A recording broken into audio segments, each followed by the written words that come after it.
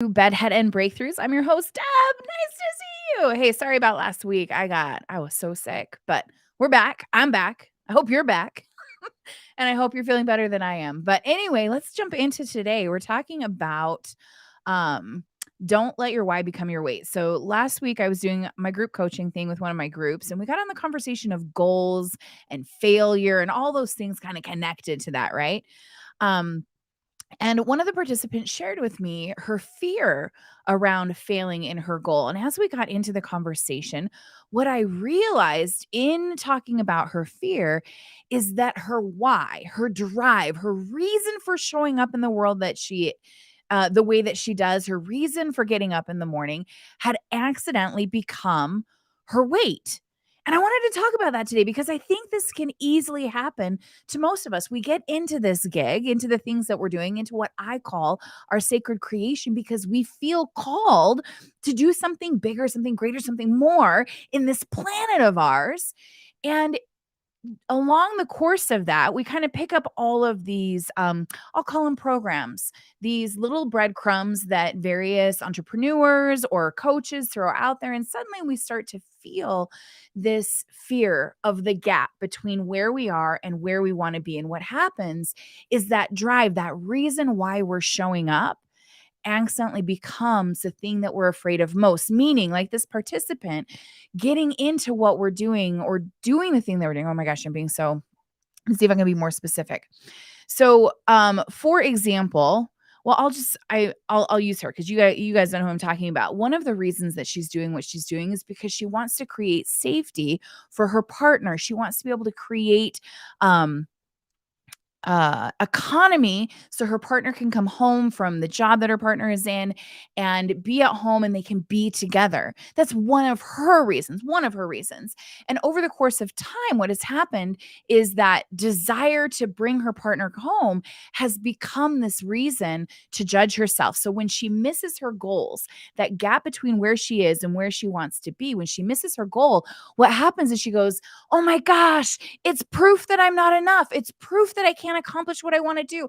It's proof that I'm never going to get there. And so what was meant to be fuel for her becomes this like weight hanging over her head. Now, every time she goes to approach her goals, there's self-sabotaging in there because it's like, oh, I don't want to prove that I can't bring her home. And so we get in our heads.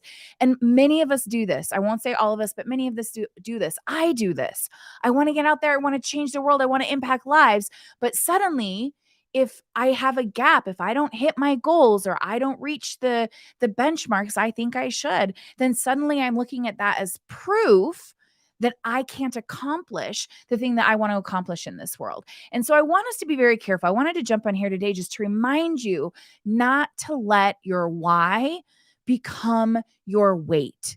It shouldn't be the thing that you're using as a judgment against you, going, oh, if I don't hit this, then it's going to crush me. Then it means I can't accomplish this. This is not real. When it comes to goals, what we're looking at is goals are simply an indicator of, did our process work or did it not work? And if it didn't work, why didn't it work? What do we need to change? That's it.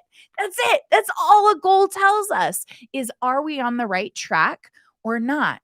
But if we set it up to where I see it like total cartoon style, where there's like this huge, like triangle of weight sitting over the finish line, that if we don't get there in time, it's going to like be cut and it's going to drop on us and it's going to crush us.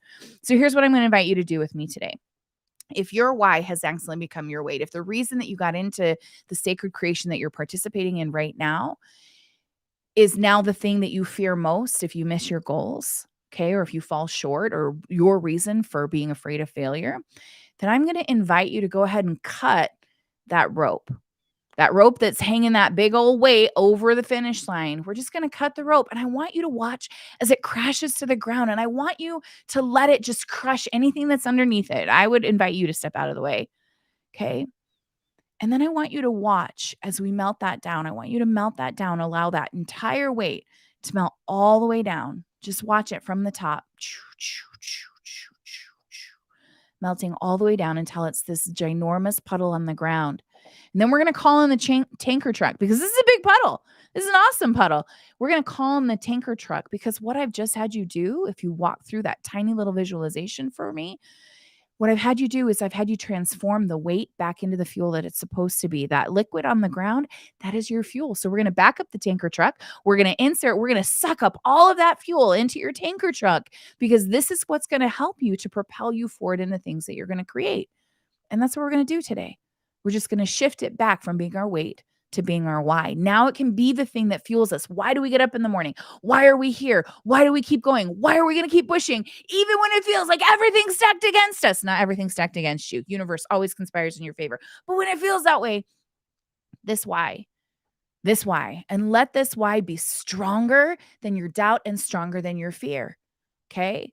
And if it accidentally shifts back over to a weight, we're just going to be present with it. We're going to shift it back to our why. So please, please, please be present with your why. Make sure it's your fuel and not the thing that you're going to beat yourself with at the end of the road if you don't get exactly what you thought when you thought. Okay. So there's my spiel for today. It was so good to see you. Thank you. Thank you for everybody that could join me live. And if you're catching this on replay, that's awesome as well. Just know Bedhead and Breakthroughs, we're back happening every day, Monday, every weekday, Monday through Thursday. And the time has changed. Like, based on what's going on with my health, it's going to be anytime before 10 a.m. I'm going to be like a waffle truck, which means you never quite know when I'm going to show up, but I'm going to be here in the morning. So catch me live if you can, catch me on replay if you can't. And just know I'm so excited to be chatting with you again. I love you. I love you. I love you. Mwah! Have a beautiful rest of your day, and I will see you tomorrow morning. Bye. Oops. Let's see. It goes here and there and there. Okay. Woo! Got it.